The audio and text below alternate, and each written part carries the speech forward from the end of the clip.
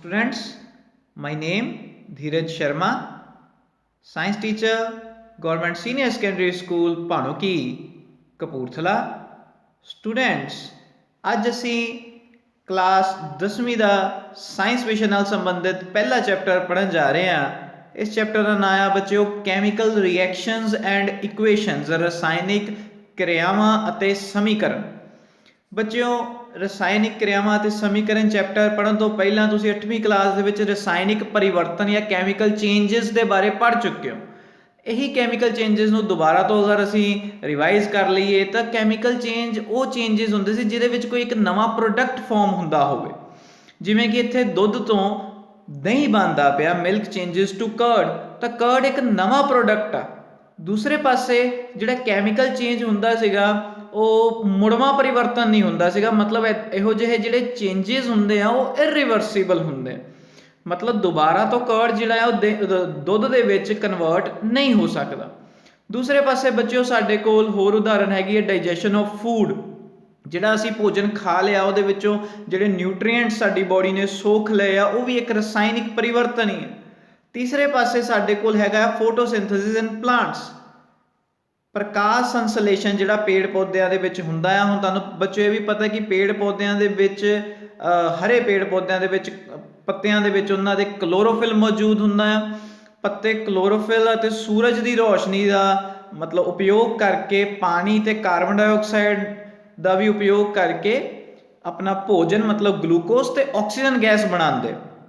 ਇਸ ਕਿਰਿਆ ਨੂੰ ਅਸੀਂ ਪ੍ਰਕਾਸ਼ ਸੰਸਲੇਸ਼ਨ ਕਿਰਿਆ ਵੀ ਕਹਿੰਦੇ ਸੀਗੇ। ਤੇ ਹੁਣ ਹੈ ਕੀ ਹੋਇਆ ਕਿ ਇੱਥੇ ਕੀ ਪ੍ਰਕਾਸ਼ ਸੰਸਲੇਸ਼ਨ ਕਿਰਿਆ ਦੌਰਾਨ ਇੱਕ ਗਲੂਕੋਜ਼ ਤੇ ਆਕਸੀਜਨ ਗੈਸ ਜਿਹੜੀ ਆ ਉਹ ਨਵਾਂ ਪ੍ਰੋਡਕਟ ਬਣਦੇ ਪਿਆ। ਕਿਹਦੇ ਤੋਂ ਬਣੇ ਆ? ਪਾਣੀ, ਕਾਰਬਨ ਡਾਈਆਕਸਾਈਡ, ਇਹ ਚੀਜ਼ਾਂ ਤੋਂ ਇੱਕ ਨਵਾਂ ਪ੍ਰੋਡਕਟ ਬਣ ਗਿਆ ਗਲੂਕੋਜ਼ ਤੇ ਆਕਸੀਜਨ ਗੈਸ।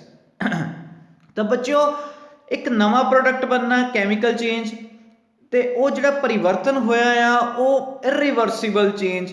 ਤਾਂ ਅਸੀਂ ਇਹਦੇ ਵਿੱਚ ਇਹੀ ਗੱਲਾਂ ਡਿਸਕਸ ਕਰਨ ਵਾਲੇ ਹਾਂ। ਇਸ ਤੋਂ ਇਲਾਵਾ ਅਸੀਂ ਇਹਦੇ ਵਿੱਚ ਦੇਖਾਂਗੇ ਕਿਵੇਂ ਅਸੀਂ ਰਿਐਕਸ਼ਨਸ ਨੂੰ ਚੇਂਜਸ ਨੂੰ ਅਸੀਂ ਕੈਮੀਕਲ ਰਿਐਕਸ਼ਨਸ ਦੇ ਵਿੱਚ ਲਿਖਣਾ ਹੈ। ਜਿਵੇਂ ਕਿ ਬੱਚਿਓ ਅਸੀਂ ਪਹਿਲਾਂ ਤਾਂ ਆਪਾਂ ਦੇਖ ਲਈਏ ਕਰੈਕਟਰਿਸਟਿਕਸ ਆਫ ਕੈਮੀਕਲ ਚੇਂਜ, ਮਤਲਬ ਕੈਮੀਕਲ ਚੇਂਜ ਮਤਲਬ ਰਸਾਇਣਿਕ ਪਰਿਵਰਤਨ ਦੇ ਕੁਝ ਗੁਣ ਕਿਹੜੇ ਕਿਹੜੇ ਆ। ਉਹ ਰਸਾਇਣਿਕ ਪਰਿਵਰਤਨ ਦੇ ਵਿੱਚ ਅਵਸਥਾ ਦਾ ਪਰਿਵਰਤਨ ਹੋ ਸਕਦਾ। ਅਵਸਥਾ ਮਤਲਬ ਕੋਈ ਪਹਿਲਾਂ ਚੀਜ਼ ਸੋਲਿਡ ਸੀਗੀ, ਫਿਰ ਲਿਕੁਇਡ ਹੋ ਸਕਦੀ ਹੈ ਜਾਂ ਗੈਸੀਅਸ ਸਟੇਟ ਦੇ ਵਿੱਚ ਚਲੀ ਜਾ ਸਕਦੀ ਹੈ।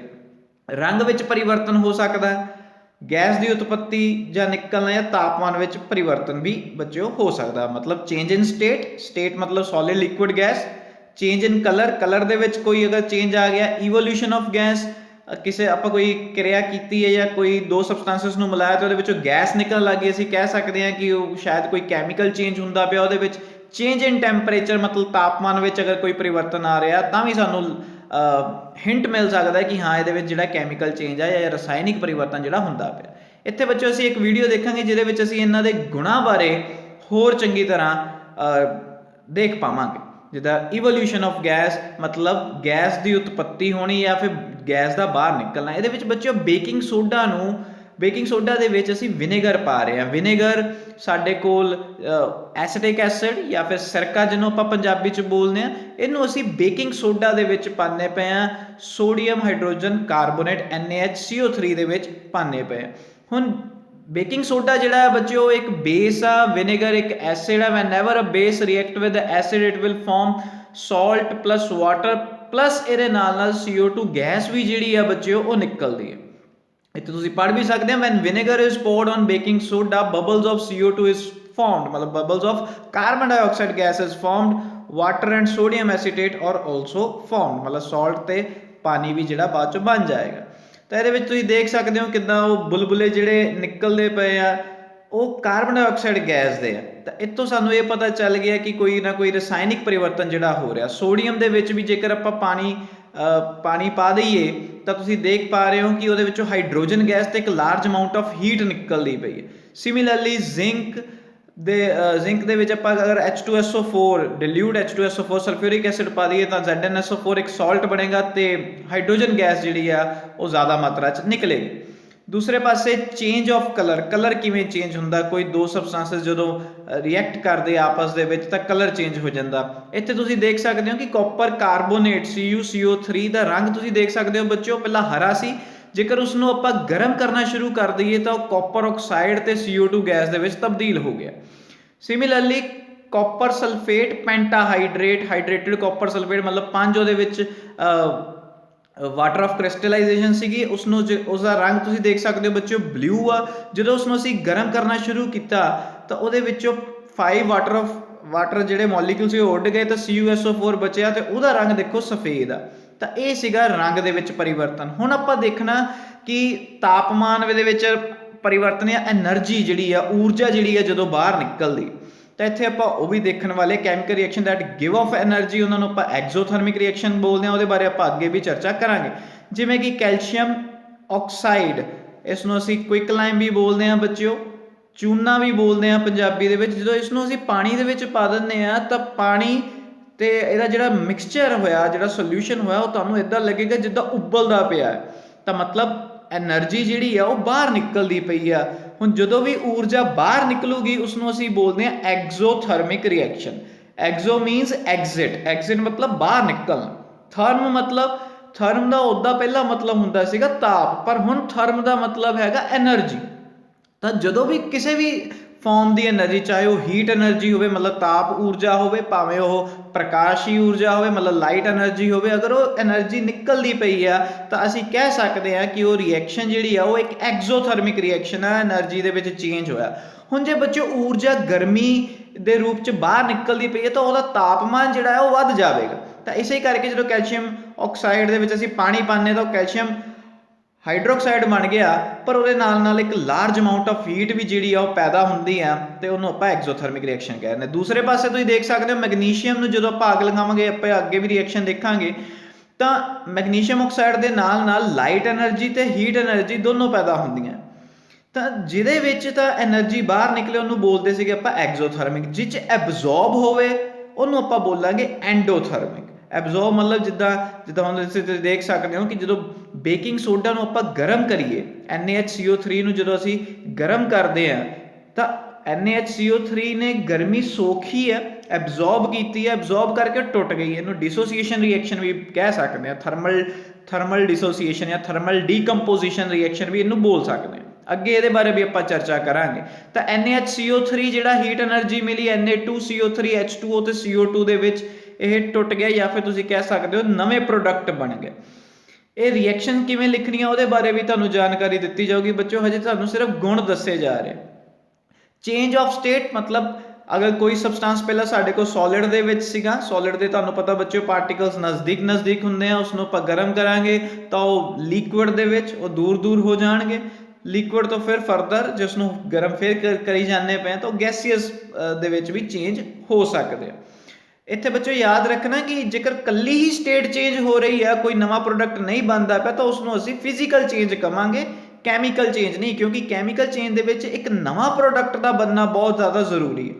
ਕੈਮੀਕਲ ਚੇਂਜ ਦੇ ਵਿੱਚ ਵੀ ਸਟੇਟ ਦਾ ਜਿਹੜਾ ਵਾ ਪਰਿਵਰਤਨ ਹੁੰਦਾ ਰਹਿੰਦਾ ਆ, ਪਰ ਅਸੀਂ ਇੱਕ ਇਹ ਵੀ ਚੀਜ਼ ਨਾਲ ਦੇਖਣੀ ਆ ਕਿ ਉਹਦੇ ਵਿੱਚ ਇੱਕ ਨਵਾਂ ਪ੍ਰੋਡਕਟ ਜ਼ਰੂਰ ਫਾਰਮ ਹੁੰਦਾ ਹੋਵੇ। ਤਾਂ ਵੇਪਰਾਈਜੇਸ਼ਨ ਵਗੈਰਾ ਇਹਦੇ ਵਿੱਚ ਇਹਨੇ ਐਗਜ਼ਾਮਪਲ ਦਿੱਤੀ ਹੋਈ ਆ। ਇੱਥੇ ਵੀ ਸਲਫਰ ਦੇਖੋ ਬੱਚਿਓ, ਇੱਥੇ ਹੁਣ ਤੁਸੀਂ ਧਿਆਨ ਨਾਲ ਦੇਖੋ ਕਿ ਸਲਫਰ ਨੂੰ ਜਦੋਂ ਅਸੀਂ ਗਰਮ ਕੀਤਾ, ਸਲਫਰ ਦੇ ਵੇਪਰਸ ਬਣ ਗਏ, ਉਧਰੋਂ ਕਾਰਬਨ ਨੂੰ ਆਪਾਂ ਗਰਮ ਕੀਤਾ ਹੋਇਆ, ਕਾਰਬਨ ਦੇ ਵੇਪਰ ਬਣ ਗਏ, ਦੋਨੋਂ ਜੁੜ ਕੇ ਅਗਰ ਤੁਸੀਂ ਪਾਣੀ ਦੇ ਵਿੱਚ ਦੇਖੋਗੇ ਤਾਂ ਕਾਰਬਨ ਡਾਈਸਲਫਾਈਡ ਬਣ ਗਿਆ CS2। ਇਹ ਇੱਕ ਨਵਾਂ ਪਦਾਰਥ ਬਣਿਆ। ਉਹਦੀ ਫਾਰਮ ਜ਼ਰੂਰ ਚੇਂਜ ਕਰ ਦਿੱਤੀ ਸੀ ਆਪਾਂ, ਸਟੇਟ ਜ਼ਰੂਰ ਚੇਂਜ ਹੋ ਗਈ ਆ। ਕਾਰਬਨ ਵੀ ਦੇਖੋ ਸੋਲਿਡ 'ਚ ਆ, ਸਲਫਰ ਜਿਹੜੇ ਵੇਪਰ ਸੀਗੇ ਉਹ ਗੈਸੀਅਸ ਫਾਰਮ 'ਚ, ਦੋਨੋਂ ਮਿਲ ਕੇ ਲਿਕੁਇਡ ਫਾਰਮ ਦੇ ਵਿੱਚ ਕਾਰਬਨ ਡਾਈਸਲਫਾਈਡ ਜਿਹੜੀ ਆ ਉਹ ਬਣ ਚੁੱਕੀ ਆ। ਇੱਥੇ ਜਿਹੜੀ ਆ ਸਟੇਟ ਤਾਂ ਚੇਂਜ ਹੋਈ ਆ, ਲੇਕਿਨ ਇੱਕ ਨਵਾਂ ਪ੍ਰੋਡਕਟ ਵੀ ਬਣਿਆ, ਇਸ ਕਰਕੇ ਅਸੀਂ ਉਸਨੂੰ ਕੈਮੀਕਲ ਚੇਂਜ ਕਹਿੰਦੇ ਆ ਬੱਚਿਓ। ਅੱਗੇ ਬੱਚਿਓ ਹੁਣ ਅਸੀਂ ਰਿਐਕਸ਼ਨਸ ਦੀ ਦੇਖਾਂਗੇ ਕਿ ਕਿਵੇਂ ਰਿਐਕਸ਼ਨਸ ਅਸੀਂ ਜਿਹੜੇ ਆ ਉਹ ਲਿਖਣੀਆਂ ਹੈਗੀਆਂ। ਸਭ ਤੋਂ ਪਹਿਲਾਂ ਅਸੀਂ ਮੈਗਨੀਸ਼ੀਅਮ ਤੇ ਆਕਸੀਜਨ ਗੈਸ ਦੀ ਜਿਹੜੀ ਕੈਮੀਕਲ ਰਿਐਕਸ਼ਨ ਆ ਉਹਦੇ ਬਾਰੇ ਬੱਚਿਓ ਪਹਿਲਾਂ ਦੇਖਾਂਗੇ। ਇੱਥੇ ਤੁਸੀਂ ਇੱਕ ਵੀਡੀਓ ਵੀ ਦੇਖੋਗੇ ਜਿਹਦੇ ਵਿੱਚ ਤੁਹਾਨੂੰ ਪਤਾ ਚੱਲ ਸਕੂਗਾ ਕਿ ਮੈਗਨੀਸ਼ੀਅਮ ਰਿਬਨ ਦੀ ਆਕਸੀਜਨ ਦੇ ਨਾਲ ਅਸੀਂ ਕਿਰਿਆ ਕਿਵੇਂ ਕਰਾਂਗੇ। ਤਾਂ ਬੱਚਿਓ ਪਹਿਲਾਂ ਇੱਕ ਗੱਲ ਯਾਦ ਰੱਖਣੀ ਹੈ ਕਿ ਮੈਗਨੀਸ਼ੀਅਮ ਰਿਬਨ ਨੂੰ ਅਗਰ ਅਸੀਂ ਆਕਸੀਜਨ ਦੇ ਨਾਲ ਕਿਰਿਆ ਕਰਵਾਉਣ ਲੱਗੇ ਆ ਤਾਂ ਬੱਚਿਓ ਆਕਸੀਜਨ ਗੈਸ ਤੁਹਾਨੂੰ ਪਤਾ ਕਿ ਸਾਡੇ ਐਟਮੋਸਫੇਅਰ ਦੇ ਵਿੱਚ ਵਾਤਾਵਰਣ ਦੇ ਵਿੱਚ ਹੈਗੀ ਆ, ਪਰ ਉਹ ਐਦਾਂ ਹੀ ਨਹੀਂ ਰਿਐਕਟ ਕਰਦੀ, ਸਾਨੂੰ ਉਸ ਸਬਸਟੈਂਸ ਨੂੰ ਬਰਨ ਕਰਨਾ ਪਏਗਾ, ਕੰਬਸ਼ਨ ਕਰਨੀ ਪਏਗੀ। ਕਿਉਂਕਿ ਜਦੋਂ ਵੀ ਕੰਬਸ਼ਨ ਹੋਏਗੀ oxygen gas is the supporter of the combustion, ਮਤਲਬ ਆਕਸੀਜਨ ਗੈਸ ਜਿਹੜੀ ਆ ਉਸ ਤੋਂ ਬਿਨਾ ਅੱਗ ਕਿਸੇ ਚੀਜ਼ ਨੂੰ ਲੱਗੇ ਨਹੀਂ ਸਕਦੀ। ਤਾਂ ਇਸ ਕਰਕੇ ਅਸੀਂ ਕਿਸੇ ਸਬਸਟੈਂਸ ਨੂੰ ਅਗਰ ਅੱਗ ਲਗਾਉਂਦੇ ਪਏ ਆ ਤਾਂ ਇਹਦਾ ਮਤਲਬ ਕੀ ਹੈ ਕਿ ਅਸੀਂ ਉਸ ਸਬਸਟੈਂਸ ਦੀ ਆਕਸੀਜਨ ਦੇ ਨਾਲ ਕਿਰਿਆ ਕਰਵਾਉਂਦੇ ਪਏ। ਲੇਕਿਨ ਮੈਗਨੀਸ਼ੀਅਮ ਰਿਬਨ ਨੂੰ ਅੱਗ ਲਗਾਉਣ ਤੋਂ ਪਹਿਲਾਂ ਉਸਨੂੰ ਚੰਗੀ ਤਰ੍ਹਾਂ ਅਸੀਂ ਰੇਗਮਾਰ ਨਾਲ ਸਾਫ਼ ਕਰ ਲੈਣਾ। ਰੇਗਮਾਰ ਬੱਚਿਓ ਸੈਂਡ ਪੇਪਰ, ਉਹਨਾਂ ਸਾਫ਼ ਕਰ ਲੈਣਾ।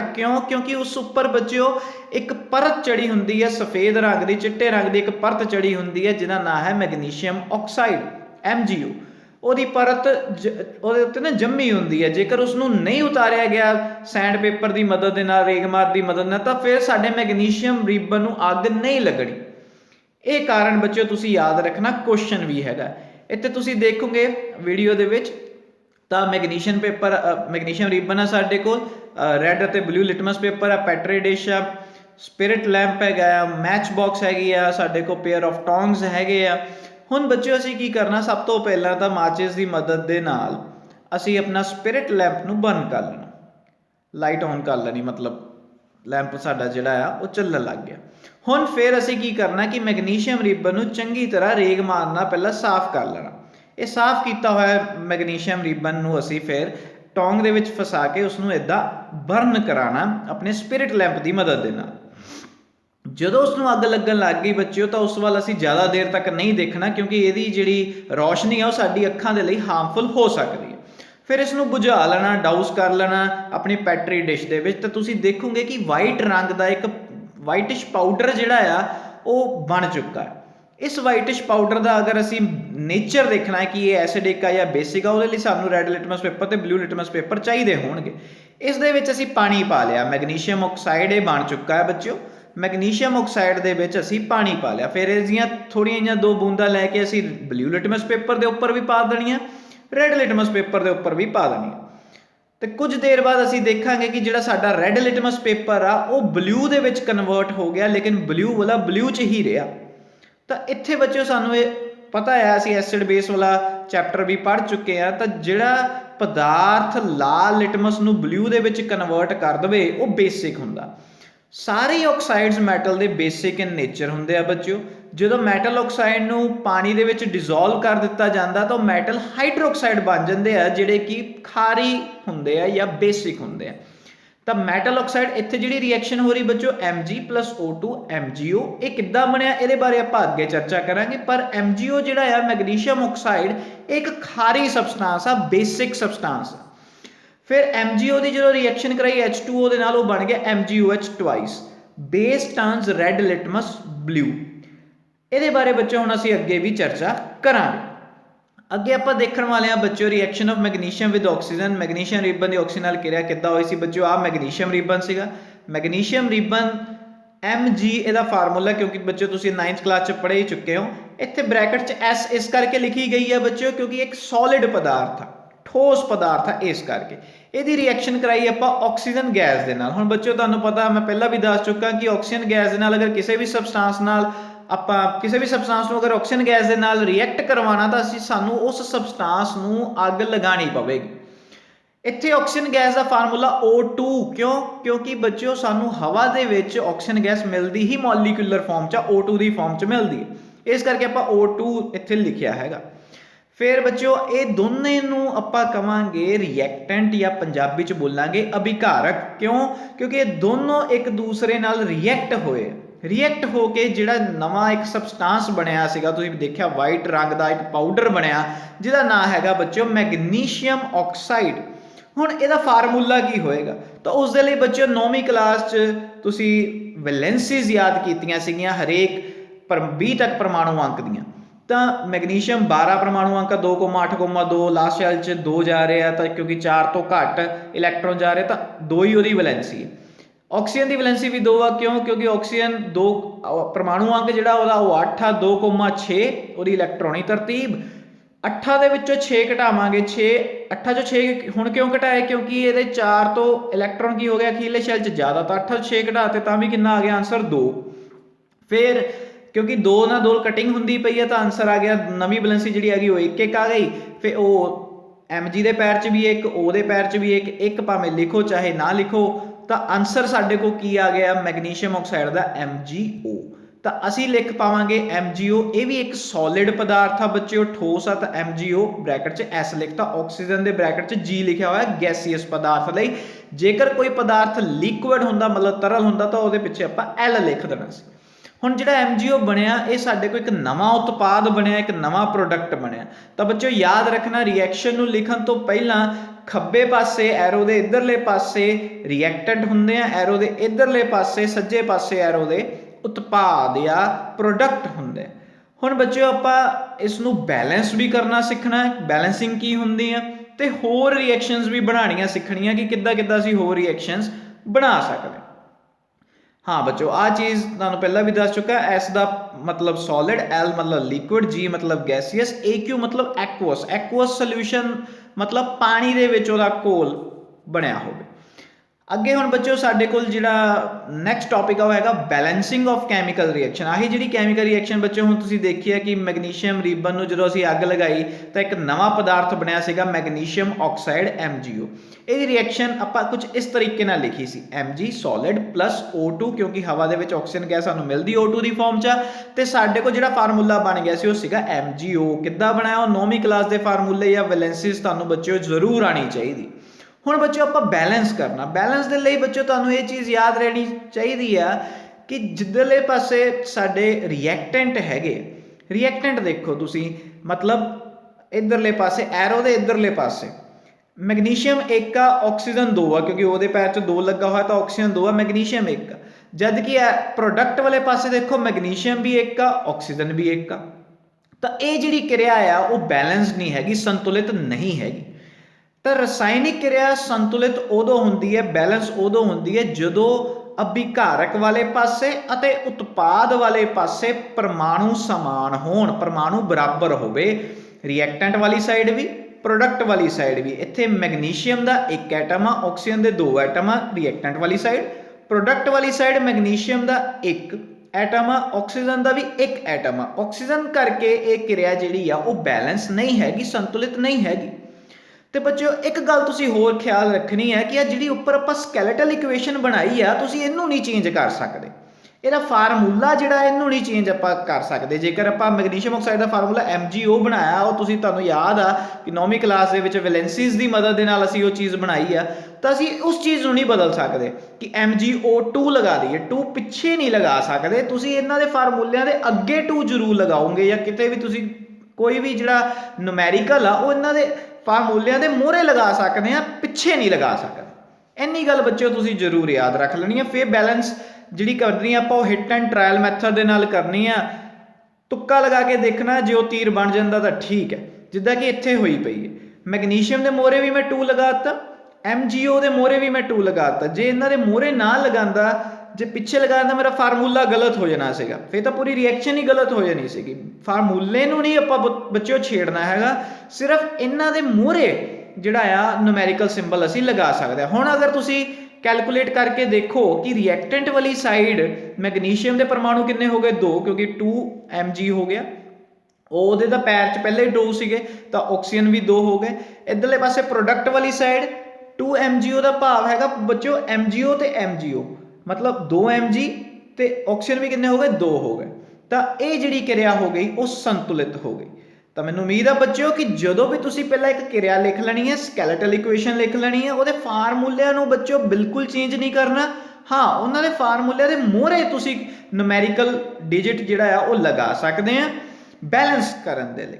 ਤਾਂ ਇਸ ਤਰੀਕੇ ਨਾਲ ਤੁਸੀਂ ਬੈਲੈਂਸ ਕਰ ਸਕਦੇ ਹੋ। ਆਪਾਂ ਹੋਰ ਵੀ ਉਦਾਹਰਨਾਂ ਅੱਗੇ ਦੇਖਾਂਗੇ ਕਿ ਕਿਵੇਂ ਹੋਰ ਰਿਐਕਸ਼ਨਸ ਜਿਹੜੀਆਂ ਉਹ ਬੈਲੈਂਸ ਕੀਤੀਆਂ ਜਾ ਰਹੀਆਂ। ਉਸ ਤੋਂ ਪਹਿਲਾਂ ਅਸੀਂ ਇੱਕ ਹੋਰ ਰਿਐਕਸ਼ਨ ਨੂੰ ਸਮਝਣ ਦੀ ਕੋਸ਼ਿਸ਼ ਵੀ ਕਰਾਂਗੇ। ਸੋਲਿਡ, ਲਿਕੁਇਡ, ਗੈਸ, ਉਹ ਤੁਹਾਨੂੰ ਪਤਾ ਚੱਲ ਗਿਆ ਬੱਚੋ। S ਤੋਂ ਸੋਲਿਡ, L ਤੋਂ ਲਿਕੁਇਡ, ਉਹ ਵੀ ਉਹਦੇ ਪਿੱਛੇ ਅਸੀਂ ਲਿਖਦੇ ਪਏ, ਜਿੱਦਾਂ ਤੁਸੀਂ ਇੱਥੇ ਦੇਖਦੇ ਪਏ ਮੈਗਨੀਸ਼ੀਅਮ M2 Mg ਬ੍ਰੈਕਟ 'ਚ S ਲਿਖਿਆ ਹੋਇਆ। S ਕਿਉਂ ਲਿਖਿਆ ਹੋਇਆ? ਕਿਉਂਕਿ ਇਹ ਸੋਲਿਡ ਹੁੰਦਾ। O2 ਬ੍ਰੈਕਟ 'ਚ G ਮਤਲਬ ਗੈਸ, L ਮਤਲਬ ਲਿਕੁਇਡ, AQ ਮਤਲਬ ਐਕਵਸ ਜਲੀ ਘੋਲ। ਨੈਕਸਟ ਬੱਚਿਓ ਆਪਾਂ ਹੁਣ ਰਿਐਕਸ਼ਨ ਪਹਿਲਾਂ ਦੇਖ ਲਈਏ, ਫਿਰ ਇਸ ਨੂੰ ਬਣਾਉਣਾ ਸਿੱਖਾਂਗੇ।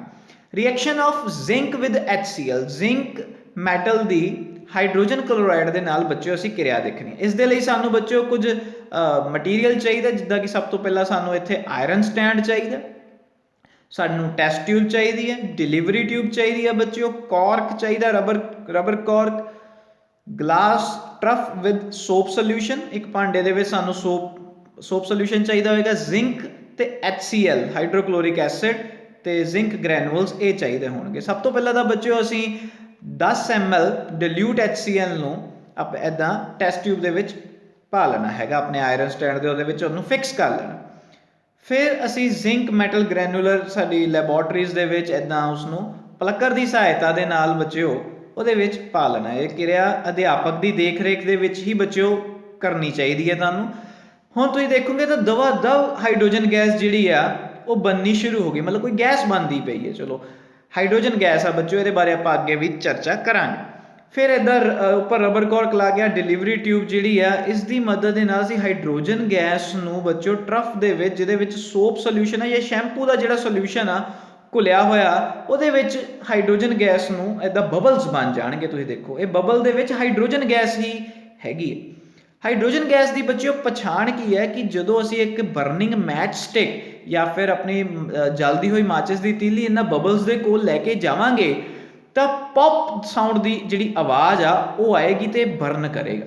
ਗੈਸ ਜਿਹੜੀ ਆ ਐਕਸਪਲੋਡ ਹੋਏਗੀ, ਐਕਸਪਲੋਡ ਮਤਲਬ ਉਹ ਜਲੇਗੀ, ਸਾਨੂੰ ਨਜ਼ਰ ਆਊਗਾ ਬੱਚਿਓ ਕਿ ਹਾਂ ਉਹ ਪੌਪ ਸਾਊਂਡ ਦੀ ਆਵਾਜ਼ ਦੇ ਨਾਲ ਉਹ ਫਟ ਗਈ ਹੈ। ਤੁਸੀਂ ਇੱਥੇ ਧਿਆਨ ਨਾਲ ਸਲੋ ਮੋਸ਼ਨ ਦੇ ਵਿੱਚ ਵੀ ਦੇਖ ਸਕਦੇ ਹੋ, ਟੈਸਟ ਟਿਊਬ ਦੇ ਵਿੱਚ ਹਾਈਡਰੋਜਨ ਗੈਸ ਬਣਦੀ ਜਾ ਰਹੀ ਹੈ, ਡਿਲੀਵਰੀ ਟਿਊਬ ਦੇ ਵਿੱਚ ਆ ਕੇ ਉਹ ਸੋਪ ਸੋਲਿਊਸ਼ਨ ਦੇ ਵਿੱਚ ਬਬਲਸ ਦੇ ਵਿੱਚ ਇਕੱਠੀ ਹੋ ਗਈ। ਫਿਰ ਜਦੋਂ ਅਸੀਂ ਮੈਚ ਸਟਿਕ ਕੋਲ ਲੈ ਕੇ ਗਏ ਤਾਂ ਕਿੰਨਾ ਉਹਦਾ ਜਿਹੜਾ ਕਿਉਂਕਿ hydrogen gas is a highly combustible gas, ਉਹਨੂੰ ਅੱਗ ਬਹੁਤ ਜਲਦੀ ਲੱਗਦੀ ਹੈ, ਇਸ ਕਰਕੇ ਉਹ ਜਿਹੜੀ ਆ ਬਰਨ ਹੋ ਗਈ।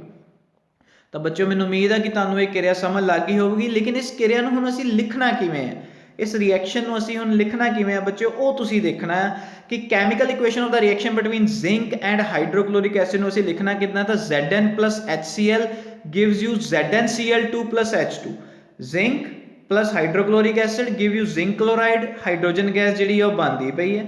ਇੱਧਰਲੇ ਪਾਸੇ ਅਗਰ ਤੁਸੀਂ ਦੇਖੋਗੇ ਰਿਐਕਟੈਂਟ ਵਾਲੀ ਸਾਈਡ ਜ਼ਿੰਕ ਇੱਕ ਆ, ਹਾਈਡਰੋਜਨ ਇੱਕ ਆ, ਕਲੋਰੀਨ ਇੱਕ ਆ। ਪ੍ਰੋਡਕਟ ਵਾਲੀ ਸਾਈਡ ਅਗਰ ਤੁਸੀਂ ਦੇਖੋਗੇ ਜ਼ਿੰਕ ਇੱਕ ਆ, ਹਾਈਡਰੋਜਨ 2 ਆ, ਕਲੋਰੀਨ 2, ਤਾਂ ਇਹ ਜਿਹੜੀ ਕਿਰਿਆ ਬੱਚਿਓ ਸੰਤੁਲਿਤ ਨਹੀਂ ਹੈ। ਦੂਸਰੇ ਪਾਸੇ Zn ਪਲਸ, ਅਗਰ ਮੈਂ ਕਿਰਿਆ ਨੂੰ ਕਿਉਂ ਤੁਹਾਨੂੰ ਮੈਂ ਦੱਸ ਚੁੱਕਾ ਕਿ ਫਾਰਮੂਲੇਸ ਨੂੰ ਮੈਂ ਚੇਂਜ ਨਹੀਂ ਕਰ ਸਕਦਾ, ਉਹਦੇ ਮੋਹਰੇ ਕੁਝ ਲਗਾ ਸਕਦਾ, ਤਾਂ HCl ਦੇ ਮੋਹਰੇ ਅਗਰ ਮੈਂ 2 ਲਗਾ ਦੇਵਾਂ ਤਾਂ ਬੱਚਿਓ ਜਿਹੜੀ ਕਿਰਿਆ ਆ ਉਹ ਬੈਲੈਂਸ ਹੋ ਜਾਊਗੀ। Zn is equal to 1, H is equal to 2, Cl 2 ਹੋ ਗਏ ਅਭਿਕਾਰਕ ਵਾਲੇ ਪਾਸੇ, ਤੇ ਇੱਧਰ ਵੀ ਪ੍ਰੋਡਕਟ ਵਾਲੇ ਪਾਸੇ ਵੀ ਜ਼ਿੰਕ 1 ਆ, ਹਾਈਡਰੋਜਨ 2 ਆ, ਤੇ ਕਲੋਰੀਨ ਜਿਹੜੇ ਆ Cl ਜਿਹੜੇ ਆ ਉਹ 2 ਪਰਮਾਣੂ ਹੈਗੇ ਆ, ਤੇ ਇਹ ਜਿਹੜੀ ਕਿਰਿਆ ਆ ਉਹ ਸੰਤੁਲਿਤ ਹੋ ਚੁੱਕੀ ਆ ਬੱਚਿਓ। ਤਾਂ ਬੱਚਿਓ ਇੱਦਾਂ ਅਸੀਂ ਸਕੈਲੇਟਲ ਇਕੁਏਸ਼ਨ ਲਿਖਣ ਤੋਂ ਬਾਅਦ ਉਸ ਨੂੰ ਅਸੀਂ ਬੈਲੈਂਸ ਕਰ ਲੈਣਾ ਹੈ ਤਾਂ ਕਿ ਤੁਹਾਡੇ ਲਈ ਵੀ ਕੋਈ ਕਠਿਨਾਈ ਨਾ ਹੋਵੇ। ਫਿਰ ਉਹੀ SLG ਐਕੁਅਸ ਵਗੈਰਾ ਉਹ ਤੁਸੀਂ ਬ੍ਰੈਕਟ ਦੇ ਵਿੱਚ ਇੱਦਾਂ ਹੀ ਲਿਖ ਦੇਣਾ, ਜਿੱਦਾਂ ਕਿ ਜ਼ਿੰਕ ਕਲੋਰਾਈਡ ਜਿਹੜਾ ਆ ਉਹ ਐਕੁਅਸ ਸੋਲਿਊਸ਼ਨ ਮਤਲਬ ਟੈਸਟ ਟਿਊਬ ਦੇ ਵਿੱਚ ਹੀ ਬਣਦਾ ਪਿਆ, ਜਲੀ ਘੋਲ ਆ, ਇਸ ਕਰਕੇ ZnCl2 ਲਿਖਿਆ ਹੋਇਆ। ਨੈਕਸਟ ਬੱਚਿਓ ਹੋਰ ਐਗਜ਼ਾਮਪਲ ਅਸੀਂ ਦੇਖਣ ਵਾਲੇ ਹਾਂ, more example of balancing of chemical equation, chemical reaction. ਇਹਦੇ ਵਿੱਚ ਤੁਸੀਂ ਦੇਖੋਗੇ ਕਿ ਨਾਈਟ੍ਰੋਜਨ ਗੈਸ ਜਿਹੜੀ ਆ ਹਾਈਡਰੋਜਨ ਗੈਸ ਦੇ ਨਾਲ ਕਿਰਿਆ ਕਰਕੇ ਅਮੋਨੀਆ ਬਣਾ ਰਿਹਾ, N2 plus H2 gives you ammonia। Ammonia ਕਿੱਦਾਂ ਬਣਿਆ ਬੱਚਿਓ ਉਸ ਦੇ, ਅੱਛਾ ਅਗਰ ਪਹਿਲਾਂ ਰਿਐਕਸ਼ਨ ਦੇਖੋਗੇ ਤਾਂ ਰਿਐਕਟੈਂਟ ਵਾਲੀ ਸਾਈਡ ਨਾਈਟ੍ਰੋਜਨ 2 ਆ, ਹਾਈਡਰੋਜਨ ਵੀ 2 ਆ, ਜਦ ਕਿ ਪ੍ਰੋਡਕਟ ਵਾਲੀ ਸਾਈਡ ਨਾਈਟ੍ਰੋਜਨ 1 ਆ, ਹਾਈਡਰੋਜਨ 3 ਆ। ਤਾਂ ਇਹ ਰਿਐਕਸ਼ਨ ਜਿਹੜੀ ਆ ਉਹ ਸੰਤੁਲਿਤ ਆ ਬੱਚਿਓ, ਬਿਲਕੁਲ ਵੀ ਹੈ ਨਹੀਂ, ਇਹ ਕਿਰਿਆ ਸੰਤੁਲਿਤ ਨਹੀਂ ਹੈ। ਹੁਣ NH3 ਬਣਿਆ ਕਿੱਦਾਂ ਬੱਚਿਓ, ਕਿਉਂਕਿ ਇਹ ਜਿਹੜੀ ਰਿਐਕਸ਼ਨ ਹੁੰਦੀ ਪਈ ਆ ਬੱਚਿਓ ਨਾਈਟ੍ਰੋਜਨ ਤੇ ਹਾਈਡਰੋਜਨ ਦੇ ਵਿੱਚ ਹੁੰਦੀ ਪਈ ਆ, ਤਾਂ NH ਇੱਦਾਂ ਲਿਖ ਲਿਆ। ਨਾਈਟ੍ਰੋਜਨ ਦੀ ਸੰਯੋਜਕਤਾ ਬੱਚਿਓ 3 ਹੁੰਦੀ ਆ, ਹਾਈਡਰੋਜਨ ਦੀ 1 ਹੁੰਦੀ ਆ, ਤਾਂ ਫਾਰਮੂਲਾ ਕੀ ਬਣ ਜਾਣਾ ਬੱਚਿਓ NH3। H ਦੇ ਪੈਰ 'ਚ 3 ਚਲਾ ਗਿਆ, N ਦੇ ਪੈਰ ਦੇ ਵਿੱਚ 1 ਚਲਾ ਗਿਆ, ਤਾਂ NH3 ਤਾਂ ਬਣਿਆ ਹੋਇਆ। ਹੁਣ ਆਪਾਂ ਹਿੱਟ ਐਂਡ ਟ੍ਰਾਇਲ ਮੈਥਡ ਲਗਾਉਣਾ ਹੋਈ, ਆਪਾਂ ਤੁੱਕਾ ਲਗਾ ਕੇ ਦੇਖਣਾ, ਜੇ ਤਾਂ ਉਹ ਤੀਰ ਬਣ ਗਿਆ ਤਾਂ ਠੀਕ ਹੈ। ਤਾਂ ਇਸ ਦੇ ਵਿੱਚ ਆਪਾਂ H2 ਦੇ ਮੂਹਰੇ 3 ਲਗਾਤਾ, NH3 ਦੇ ਮੂਹਰੇ 2 ਲਗਾ ਦੇਵਾਂਗੇ, ਕਿਉਂਕਿ ਬੱਚਿਓ ਅਸੀਂ ਫਾਰਮੂਲੇ ਨੂੰ ਛੇੜ ਨਹੀਂ ਸਕਦੇ, ਜਿਵੇਂ ਕਿ ਮੈਂ ਪਹਿਲਾਂ ਹੀ ਕਿਹਾ, ਕਿਉਂਕਿ ਉਹ ਕ੍ਰਿਸ ਕ੍ਰਾਸ ਦੇ ਨਾਲ ਬਣਾਇਆ ਗਿਆ, ਵੈਲੈਂਸੀਜ਼ ਦੇ ਨਾਲ ਬਣਾਇਆ ਗਿਆ। ਹੁਣ NH3 ਹੀ ਅਮੋਨੀਆ ਦਾ ਫਾਰਮੂਲਾ, ਹੁਣ ਬੈਲੈਂਸ ਕਰਨ ਦੇ ਲਈ NH4 ਤੋਂ ਨਾ ਬਣਾ ਦੇਵਾਂਗੇ ਜਾਂ 5 ਨਹੀਂ ਬਣਾ ਸਕਦੇ, ਆਪਾਂ ਸਿਰਫ ਉਹਦੇ ਮੂਹਰੇ ਲਗਾ ਸਕਦੇ, ਜਿੱਦਾਂ ਕਿ ਇੱਥੇ 3 ਤੇ 2 ਲਗਾਇਆ ਗਿਆ। ਹੁਣ ਇਸ ਦੇ ਨਾਲ ਕੀ ਹੋਇਆ ਕਿ ਨਾਈਟ੍ਰੋਜਨ 2 ਹੋ ਗਏ, ਹਾਈਡਰੋਜਨ 6 ਹੋ ਗਏ, ਤੇ ਉਧਰਲੇ ਪਾਸੇ 2NH3 ਦੇ ਪਾਸੇ ਵੀ ਨਾਈਟ੍ਰੋਜਨ 2 ਹੋ ਗਏ ਤੇ ਹਾਈਡਰੋਜਨ 6 ਹੋ ਗਏ ਤੇ ਕਿਰਿਆ ਜਿਹੜੀ ਹੋ ਗਈ ਸੰਤੁਲਿਤ ਹੋ ਗਈ। ਹੁਣ ਬੱਚਿਓ ਸ਼ਾਇਦ ਕਈਆਂ ਨੂੰ ਕਨਫਿਊਜ਼ਨ ਹੋ ਸਕਦੀ ਕਿ 3H2 ਦਾ ਮਤਲਬ ਕੀ ਹੈ। ਤਾਂ ਬੱਚਿਓ 3H2 ਦਾ ਮਤਲਬ ਆ H2 H2 H2, 3 ਵਾਰੀ H2 ਲਿਖ ਲਓ। ਹੁਣ ਇੱਕ 'ਚ H2 ਮਤਲਬ 2 2 4 ਤੇ 2 6, ਤਾਂ ਟੋਟਲ ਹਾਈਡਰੋਜਨ ਕਿੰਨੇ ਹੋ ਗਏ 6, ਤਾਂ ਹੀ ਤਾਂ ਇੱਧਰਲੇ ਪਾਸੇ H = 6 ਲਿਖਿਆ ਹੋਇਆ। ਤੇ 2NH3 ਦਾ ਮਤਲਬ ਕੀ ਹੈ ਕਿ NH3 NH3, ਜਿਹਦੇ ਨਾਲ ਨਾਈਟ੍ਰੋਜਨ ਕਿੰਨੇ ਹੋ ਗਏ 2 ਤੇ ਹਾਈਡਰੋਜਨ ਕਿੰਨੇ ਹੋ ਗਏ 6। ਤਾਂ ਮੈਨੂੰ ਉਮੀਦ ਆ ਬੱਚਿਓ ਕਿ ਤੁਹਾਨੂੰ ਇਹ ਵੀ ਪੂਰਾ ਸਮਝ ਲੱਗ ਗਈ ਹੋਵੇਗੀ ਕਿਵੇਂ ਇਹ ਕਿਰਿਆ ਜਿਹੜੀ ਆ ਉਹ ਵਾਪਰਦੀ ਪਈ ਹੈ ਤੇ ਕਿਵੇਂ ਅਸੀਂ ਬੈਲੈਂਸ ਕਰਨਾ ਹੈ ਤੇ 2NH3 ਜਾਂ 3H2 ਦਾ ਮਤਲਬ ਕੀ ਹੈ। ਨੈਕਸਟ ਬੱਚਿਓ ਅਗਰ ਅਸੀਂ ਦੇਖੀਏ ਹੋਰ ਐਗਜ਼ਾਮਪਲ ਦੇਖੀਏ ਬੈਲੈਂਸਿੰਗ ਆਫ ਕੈਮੀਕਲ ਰਿਐਕਸ਼ਨ ਦੀ, ਜਿੱਦਾਂ ਕਿ ਸੋਡੀਅਮ ਦਾ ਫਾਰਮੂਲਾ ਬੱਚੇ ਹੁੰਦਾ NaO, ਸੋਲਿਡ ਹੁੰਦਾ ਤਾਂ S ਵੀ ਲਿਖ ਦਿੱਤਾ ਬ੍ਰੈਕਟ 'ਚ। ਵਾਟਰ ਦਾ ਫਾਰਮੂਲਾ ਬੱਚੇ ਹੁੰਦਾ H2O, ਵਾਟਰ ਤੁਹਾਨੂੰ ਪਤਾ ਹੀ ਹੈ ਬੱਚਿਓ ਤਰਲ ਆ ਤਾਂ ਲਿਕੁਇਡ ਲਿਖ ਦਿੱਤਾ। ਹੁਣ ਰਿਐਕਸ਼ਨ ਕੀ ਬਣਦੀ ਪਈ ਸੋਡੀਅਮ ਹਾਈਡਰੋਕਸਾਈਡ। ਹੁਣ ਸੋਡੀਅਮ ਹਾਈਡਰੋਕਸਾਈਡ ਬਣਾਉਣ ਦੇ ਲਈ ਤੁਹਾਨੂੰ ਅਲੱਗ ਤੋਂ ਪਹਿਲਾਂ Na ਤੇ OH ਦੇ ਬਾਰੇ 9ਵੀਂ ਕਲਾਸ 'ਚ ਆਪਾਂ ਹਾਈਡਰੋਕਸਾਈਡ ਬਹੁ ਪਰਮਾਣਵੀ ਆਇਨ ਦੇ ਵਿੱਚ ਆਪਾਂ ਪੜ੍ਹਿਆ ਹੋਇਆ, ਚੈਪਟਰ ਨੰਬਰ 3 ਸੀਗਾ 9ਵੀਂ ਕਲਾਸ ਦੇ ਵਿੱਚ। ਤਾਂ ਸੋਡੀਅਮ ਤੇ OH ਵੈਲੈਂਸੀ ਦੋਵਾਂ ਦੀ ਇੱਕ ਇੱਕ ਆ। OH ਦੇ ਉੱਪਰ -1 ਦਾ ਚਾਰਜ ਹੁੰਦਾ, ਇਸ ਕਰਕੇ ਉਹੀ ਉਹਦੀ ਵੈਲੈਂਸੀ, ਆਪਾਂ ਮਾਈਨਸ ਇੱਥੇ ਨਹੀਂ ਲਿਖਦੇ ਪਏ, ਆਪਾਂ ਸਿਰਫ 1 1 ਲਿਖ ਲਿਆ। ਹੁਣ ਕ੍ਰਿਸ ਕ੍ਰੋਸ ਕਰਾਤਾ, Na ਦੇ ਪੈਰ 'ਚ ਵੀ 1, OH ਦੇ ਪੈਰ 'ਚ ਵੀ 1, ਤਾਂ ਆਪਣਾ ਸੋਡੀਅਮ ਹਾਈਡਰੋਕਸਾਈਡ ਦਾ ਆਨਸਰ ਆ ਗਿਆ NaOH। ਤਾਂ ਫਾਰਮੂਲਾ ਤੁਹਾਨੂੰ ਸਮਝ ਲੱਗ ਗਈ ਹੋਵੇਗੀ ਅਸੀਂ ਇੱਦਾਂ ਬਣਾਉਂਦੇ ਪਏ ਤਾਂ NaOH ਆ ਗਿਆ। ਹਾਈਡਰੋਜਨ ਗੈਸ ਜਿਹੜੀ ਸਾਨੂੰ ਮਿਲਦੀ ਆ ਹਵਾ ਦੇ ਵਿੱਚ ਉਹ H2 ਦੀ ਹੀ ਫਾਰਮ 'ਚ ਮਿਲਦੀ ਹੈ। ਤਾਂ H2 ਕਿਉਂਕਿ hydrogen is a very reactive atom ਤੇ ਉਹ ਆਪਣੇ ਹੀ ਐਟਮ ਦੇ ਨਾਲ ਕਿਰਿਆ ਕਰਕੇ H2 ਦੀ ਫਾਰਮ 'ਚ ਹੀ ਬਣਦਾ, ਜਿੱਦਾਂ ਕਿ ਆਕਸੀਜਨ ਗੈਸ ਵੀ ਰਹਿੰਦੀ ਹੈ। Oxygen, nitrogen, hydrogen, fluorine, chlorine, bromine, iodine ਆਪਾਂ ਬੱਚਿਓ ਮੋਲੀਕੂਲਰ ਫਾਰਮ 'ਚ ਹੀ ਲੈਣੇ ਆ। H2 N2 O2 F2 Cl2 Br2 I2, ਇਹ ਇੱਦਾਂ ਹੀ ਲੈਣੇ ਆ ਆਪਾਂ, ਇੰਨੀ ਬੱਚਿਓ ਬਸ ਗੱਲ ਯਾਦ ਰੱਖਣੀ ਹੈ। ਦੂਸਰੇ ਪਾਸੇ ਅਗਰ ਹੁਣ ਬੈਲੈਂਸਿੰਗ ਦੇ ਪਾਸੇ ਦੇਖੀਏ ਤਾਂ ਸੋਡੀਅਮ 1 ਆ, ਹਾਈਡਰੋਜਨ 2 ਆ, ਆਕਸੀਜਨ 1 ਆ। ਇੱਧਰਲੇ ਪਾਸੇ ਸੋਡੀਅਮ 1 ਆ, ਹਾਈਡਰੋਜਨ 3 ਆ, ਇੱਕ NaOH ਦੇ ਵਿੱਚ H ਆ ਰਿਹਾ, ਇੱਕ H2 ਦੇ ਵਿੱਚ ਆ ਰਿਹਾ, ਤਾਂ ਕੁੱਲ ਹਾਈਡਰੋਜਨ 3 ਹੋ ਗਏ। ਆਕਸੀਜਨ 1 ਆ, ਤਾਂ ਇਹ ਵੀ ਜਿਹੜੀ ਕਿਰਿਆ ਬੱਚਿਓ ਉਹ ਸੰਤੁਲਿਤ ਨਹੀਂ ਹੈਗੀ। ਤਾਂ ਇਸ ਨੂੰ ਸੰਤੁਲਿਤ ਕਰਨ ਦੇ ਲਈ ਤੁਸੀਂ ਦੇਖੋ ਆਪਾਂ Na ਦੇ ਮੋਰੇ ਵੀ 2 ਲਗਾਤਾ, H2O ਦੇ ਮੋਰੇ ਵੀ 2 ਲਗਾਤਾ ਤੇ NaOH ਦੇ ਮੋਰੇ ਵੀ 2 ਲਗਾ ਦਿੱਤਾ। ਹੁਣ ਜਿਹੜੀ ਰਿਐਕਸ਼ਨ ਆ ਉਹ ਬੈਲੈਂਸ ਹੋ ਚੁੱਕੀ ਹੋਏਗੀ। ਸੋਡੀਅਮ 2 ਆ, ਹਾਈਡਰੋਜਨ ਤੁਸੀਂ ਦੇਖੋਗੇ ਗਿਣੋਗੇ ਤਾਂ 4 ਹੋ ਜਾਣੇ ਆ, ਆਕਸੀਜਨ ਜਿਹੜੇ ਆ ਉਹ 2 ਹੋ ਗਏ। ਇੱਦਾਂ ਹੀ NaOH ਦੇ ਮੋਰੇ 2 ਲਗਾਉਣ ਦੇ ਨਾਲ ਸੋਡੀਅਮ 2 ਹੋ ਗਏ, ਆਕਸੀਜਨ 2 ਹੋ ਗਏ, ਹਾਈਡਰੋਜਨ 2 ਤੇ 2 4 ਹੋ ਗਏ। ਤਾਂ ਇਹ ਜਿਹੜੀ ਕਿਰਿਆ ਬੱਚਿਓ ਉਹ ਸੰਤੁਲਿਤ ਹੋ ਚੁੱਕੀ ਆ। ਮੈਨੂੰ ਉਮੀਦ ਆ ਬੱਚਿਓ ਤੁਹਾਨੂੰ ਇਹ ਵੀ ਕਿਰਿਆ ਸਮਝ ਲੱਗ ਗਈ ਹੋਵੇਗੀ। ਬੱਚਿਓ ਮੈਂ ਫੇਰ ਕਹਿਣਾ ਪਿਆ, ਅਸੀਂ ਜਦੋਂ ਸਕੈਲੇਟਲ ਇਕੁਏਸ਼ਨ ਬਣਾ ਲਈ ਤਾਂ ਫਾਰਮੂਲਿਆਂ ਨਾਲ ਛੇੜਛਾੜ ਨਹੀਂ ਕਰ ਸਕਦੇ। ਫਾਰਮੂਲੇ ਜੋ ਬਣਾਤੇ ਅਸੀਂ ਉਹੀ ਰਹਿਣੇ ਆ। ਇਹਨਾਂ ਦੇ ਫਾਰਮੂਲਿਆਂ ਦੇ ਮੂਹਰੇ ਅਸੀਂ ਜਿਹੜਾ ਆਪਣਾ ਨੂਮੈਰੀਕਲ ਆ ਉਹ ਲਗਾ ਕੇ ਆਪਾਂ ਬੈਲੈਂਸ ਕਰਨੀ ਆ ਆਪਣੀ ਰਸਾਇਣਿਕ ਕਿਰਿਆ। ਨੈਕਸਟ ਬੱਚਿਓ ਅਸੀਂ ਅਗਰ ਦੇਖੀਏ ਹੋਰ example, sodium hydroxide solution in water reacts with HCl acid in water to produce sodium chloride solution and water.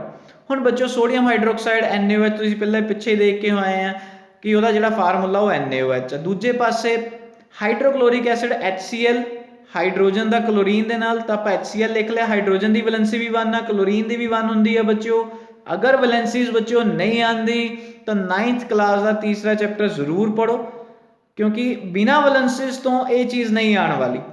ਤਾਂ ਹਾਈਡਰੋਕਲੋਰਿਕ ਐਸਿਡ ਦਾ ਫਾਰਮੂਲਾ ਸਾਡੇ ਕੋਲ ਕੀ ਬਣ ਗਿਆ ਬੱਚਿਓ HCl, ਤੇ NaCl ਦਾ ਵੀ ਇਦਾਂ ਹੀ ਹੈ। NaCl ਦੀ ਸੋਡੀਅਮ ਦੀ ਵੈਲੈਂਸੀ 1, Cl ਦੀ ਵੈਲੈਂਸੀ ਵੀ 1, ਤਾਂ ਕ੍ਰਿਸ ਕ੍ਰੋਸ ਕਰਾਇਆ ਤਾਂ ਸੋਡੀਅਮ ਕਲੋਰਾਈਡ ਦਾ ਫਾਰਮੂਲਾ ਬਣ ਗਿਆ ਸਾਡੇ ਕੋਲ NaCl। ਤਾਂ ਹੁਣ ਅਸੀਂ ਰਿਐਕਸ਼ਨ ਲਿਖ ਸਕਦੇ ਹਾਂ ਬੱਚਿਓ।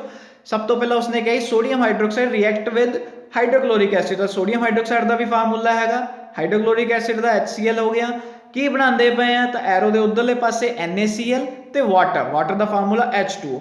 ਇਹ ਰਿਐਕਸ਼ਨ ਬੱਚਿਓ ਤੁਸੀਂ ਅਗਰ ਦੇਖੋਗੇ ਤਾਂ ਰਿਐਕਟੈਂਟ ਵਾਲੀ side sodium 1, hydrogen 2, oxygen 1, chlorine 1, product ਵਾਲੀ ਸਾਈਡ ਵੀ ਸੋਡੀਅਮ 1, ਹਾਈਡਰੋਜਨ 2, ਆਕਸੀਜਨ 1, ਕਲੋਰੀਨ 1। ਤਾਂ ਇਹ ਰਿਐਕਸ਼ਨ ਜਿਹੜੀ ਆ ਉਹ ਪਹਿਲਾਂ ਤੋਂ ਹੀ ਸੰਤੁਲਿਤ ਆ, ਇਹ ਕਿਰਿਆ ਸੰਤੁਲਿਤ ਹੈ, ਬੈਲੈਂਸ ਆ ਬੱਚਿਓ।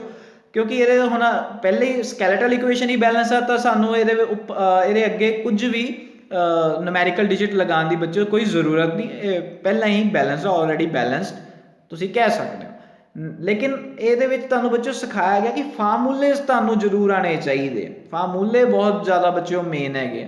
ਨੈਕਸਟ ਹੋਰ ਸਾਡੇ ਕੋਲ ਹੈਗਾ ਮੈਗਨੀਸ਼ੀਅਮ, ਉਸਨੂੰ ਅਸੀਂ Mg ਕਹਿ ਸਕਦੇ ਹਾਂ। ਹਾਈਡਰੋਕਲੋਰਿਕ ਐਸਿਡ HCl। ਹੁਣ ਮੈਗਨੀਸ਼ੀਅਮ ਕਲੋਰਾਈਡ ਦਾ ਫਾਰਮੂਲਾ ਬਣਾਉਣ ਲਈ MgCl, ਮੈਗਨੀਸ਼ੀਅਮ ਦੀ ਵੈਲੈਂਸੀ 2, Cl ਦੀ 1, ਤਾਂ ਕ੍ਰਿਸ ਕ੍ਰੋਸ ਕਰਾਇਆ ਆਪਣੇ ਕੋ ਆਨਸਰ ਆ ਗਿਆ ਮੈਗਨੀਸ਼ੀਅਮ ਕਲੋਰਾਈਡ ਦਾ ਬੱਚਿਓ MgCl2, ਤਾਂ ਉੱਥੇ MgCl2 ਪਲੱਸ ਹਾਈਡਰੋਜਨ H2। ਹੁਣ ਇਹ ਰਿਐਕਟੈਂਟ ਵਾਲੀ ਸਾਈਡ ਅਗਰ ਤੁਸੀਂ ਦੇਖੋਗੇ ਤੇ ਪ੍ਰੋਡਕਟ ਵਾਲੀ ਸਾਈਡ ਦੇਖੋਗੇ ਤਾਂ ਰਿਐਕਸ਼ਨ ਜਿਹੜੀ ਆ ਬੱਚਿਓ ਉਹ ਸੰਤੁਲਿਤ ਨਹੀਂ ਹੈਗੀ, ਇਹ ਸਕੈਲੇਟਲ ਇਕੁਏਸ਼ਨ ਜਿਹੜੀ ਆ ਸੰਤੁਲਿਤ ਨਹੀਂ ਹੈਗੀ। ਪਰ ਜਿਹਨੂੰ ਆਪਾਂ ਬੈਲੈਂਸ ਕਰਨਾ ਤਾਂ Mg plus 2HCl gives you MgCl2 plus H2, मतलब HCl ਦੇ ਮੋਰੇ ਅਸੀਂ 2 ਲਗਾ ਦਈਏ ਤਾਂ ਰਿਐਕਟੈਂਟ ਵਾਲੀ side magnesium 1 hydrogen 2 chlorine 2, product ਵਾਲੀ ਸਾਈਡ ਮੈਗਨੀਸ਼ੀਅਮ 1 ਹਾਈਡਰੋਜਨ 2 ਕਲੋਰੀਨ 2, ਤਾਂ ਇਹ ਜਿਹੜੀ ਕਿਰਿਆ ਹੋ ਗਈ ਉਹ ਬੱਚਿਓ ਸੰਤੁਲਿਤ ਹੋ ਗਈ। ਇੱਥੇ 2HCl ਦਾ ਭਾਵ ਬੱਚਿਓ ਬਿਲਕੁਲ ਯਾਦ ਰੱਖਣਾ, मतलब 2 ਵਾਰੀ HCl ਲਿਖ ਕੇ ਦੇਖ ਲਓ, 2HCl मतलब HCl ਮੀਨਸ ਹਾਈਡਰੋਜਨ 2 ਹੋ ਗਏ ਤੇ ਕਲੋਰੀਨ ਵੀ 2 ਹੋ ਗਏ। ਮੈਨੂੰ ਉਮੀਦ ਆ ਬੱਚਿਓ ਤੁਹਾਨੂੰ ਜਿੰਨਾ ਚੈਪਟਰ ਕਰਾਇਆ ਉਹ ਸਾਰਾ ਸਮਝ ਲੱਗ ਗਈ ਹੋਵੇਗੀ। ਥੈਂਕ ਯੂ ਬੱਚਿਓ।